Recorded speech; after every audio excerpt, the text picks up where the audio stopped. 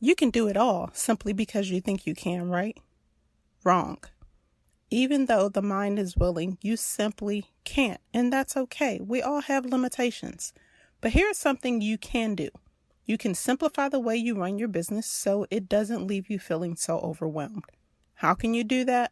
Well, today I'm going to share 3 simple strategies with you, which will hopefully make things a lot easier for you to manage and will definitely reduce that overwhelmed feeling if it doesn't totally eliminate it.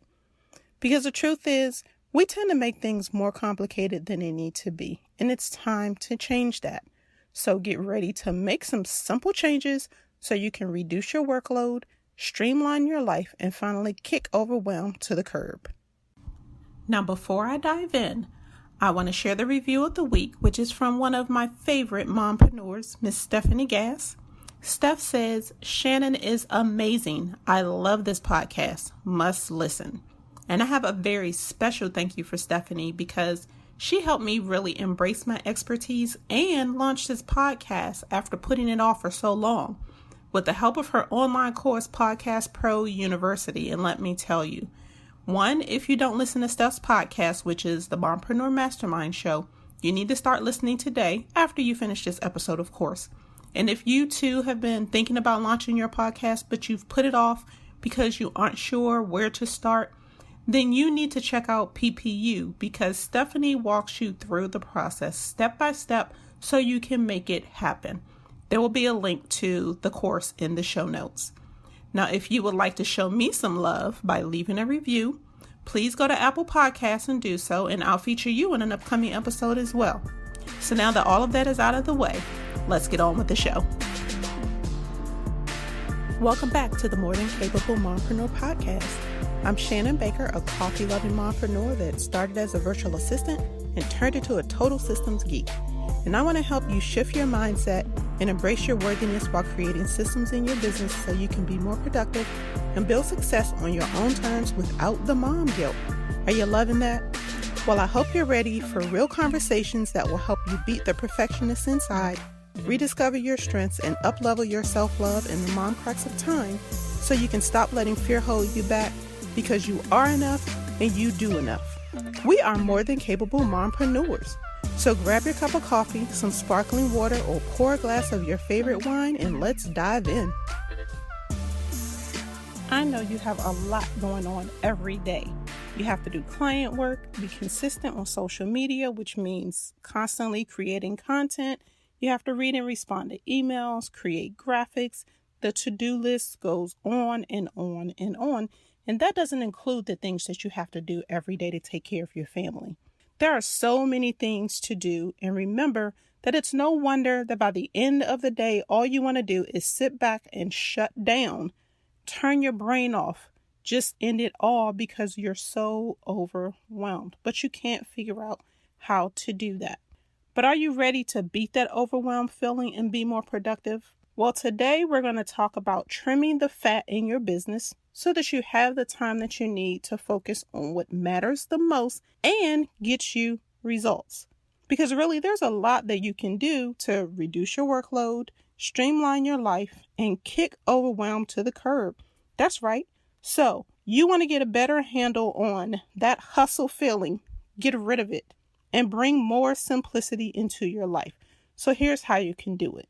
Strategy number 1. It's time to create some sexy systems. Do you find yourself reinventing the wheel in your business every time you have to do something over and over again? You start with a blank canvas every time.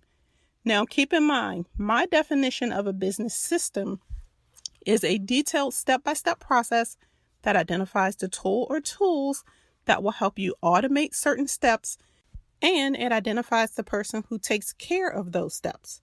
Now, in episode 3 of the podcast, I talk about 3 of the 6 basic systems that every mompreneur needs to implement, no matter what phase you are in your business journey. Now, why do I call them sexy systems? Because when you get them in place, you are going to be able to get your sexy on. With those automated processes in place, you can focus on other things in your life and in your business, knowing you have a strong business foundation in place and things happen without you having to be involved. Now, when you have these systems set up for recurring tasks in your business, you never have to waste time wondering how you should begin working on a task or what steps you need to take. So, how do you set up these systems? Well, you don't have to create them all at the same time. You can focus on creating them one at a time. Now, to determine which one you should focus on first, you need to know what your priority goal is in your business. For instance, if your goal is to book more clients, then you need to have a streamlined customer care process that begins from that first point of contact, whether it's online, on your website, or through social media. You don't want this process to have so many steps that it leaves people feeling overwhelmed, but it should be automated so that it provides a consistent customer experience that builds that know, like, and trust factor, and then people will want to pay you for your services. And again, you can automate a lot of those steps. Now, how can you get to this point? Well, you can start by creating simple checklists that will serve as your processes. And you can go back and listen to episode 13, where I take you through a 4-step process to build out your checklist, which is the basis for building out your system. Now, if you need help with creating this system or any other systems in your business, feel free to schedule a 30-minute system strategy session with me. You'll leave that call with 2 to 3 things that you can do immediately to streamline the most important process you need right now so that you can reach your goal. Now let's talk about the second strategy that you can do. You need to create and stick to boundaries in your business. Always remember, the only people that get upset when you have boundaries in place are the ones that benefit from you not having any. Now, the downside of us having so much technology at our fingertips is that we tend to forget why we started our business in the first place, which for most of us is time freedom, right?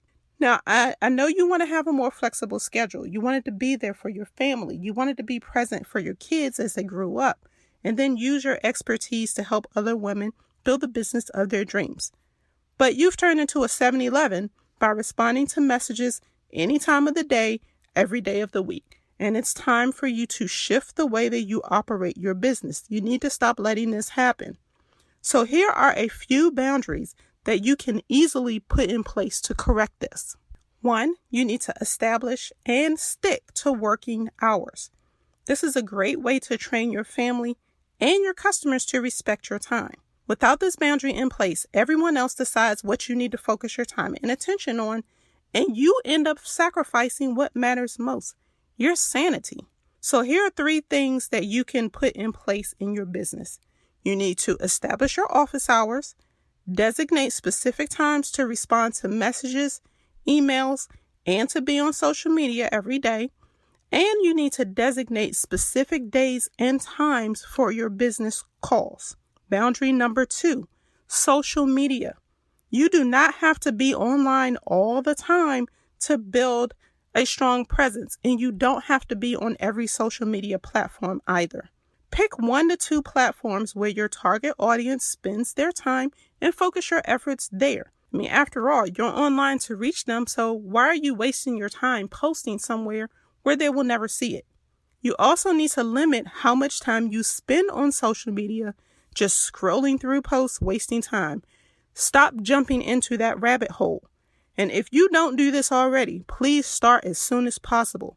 Unplug in the evenings. Have a cutoff time to put your phone down. And unplug on the weekends so that you can be present when those memories are occurring. How can you do that? Well, that leads to strategy number 3. You need to time block your schedule and batch your work. Time is the one resource that once it's gone, you can't get it back. And that's why time blocking is such a productive method to get more done in less time.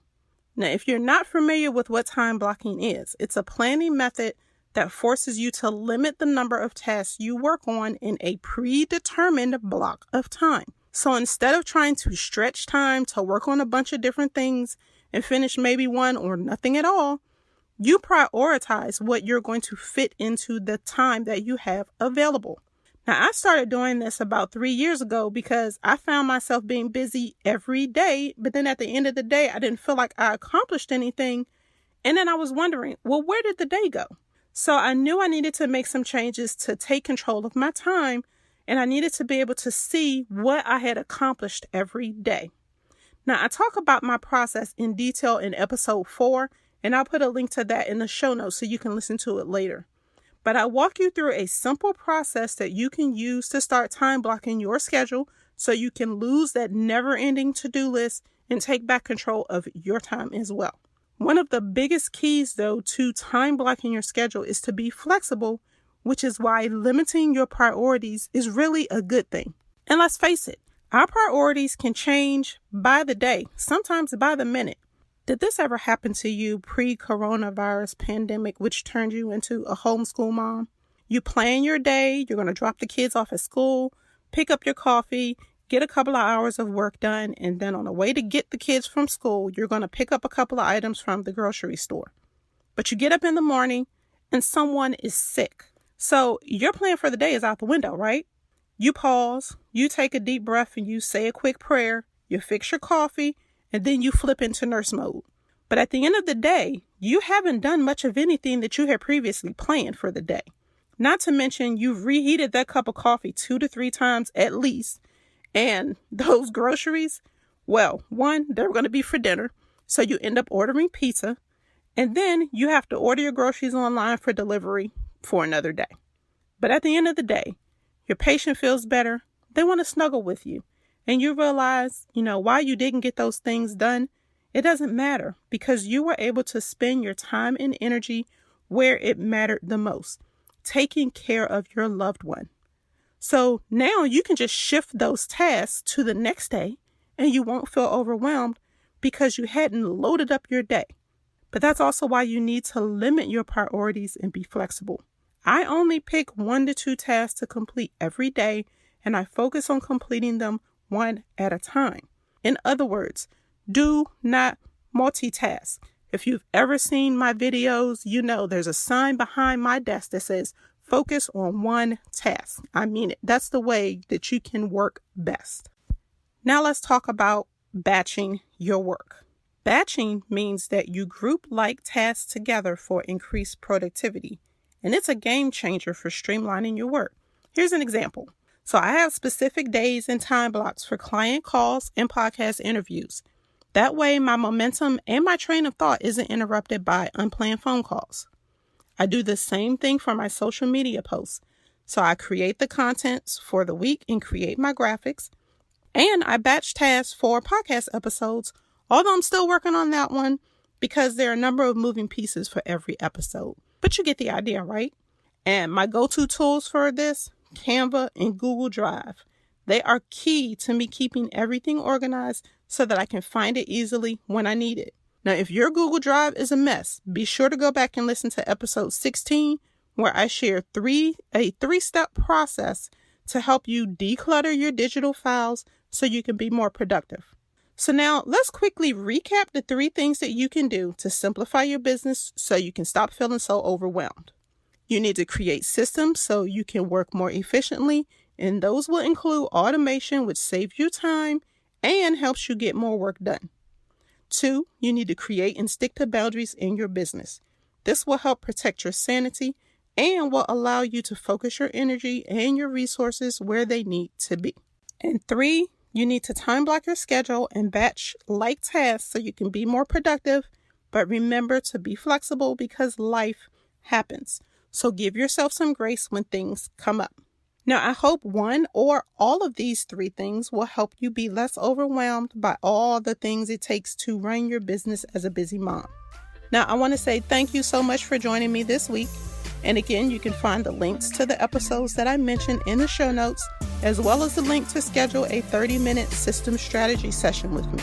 Now, if you enjoyed listening to this episode today, be sure to subscribe in your favorite podcast platform. And if you learned something new or something that really resonated with you, please let me know.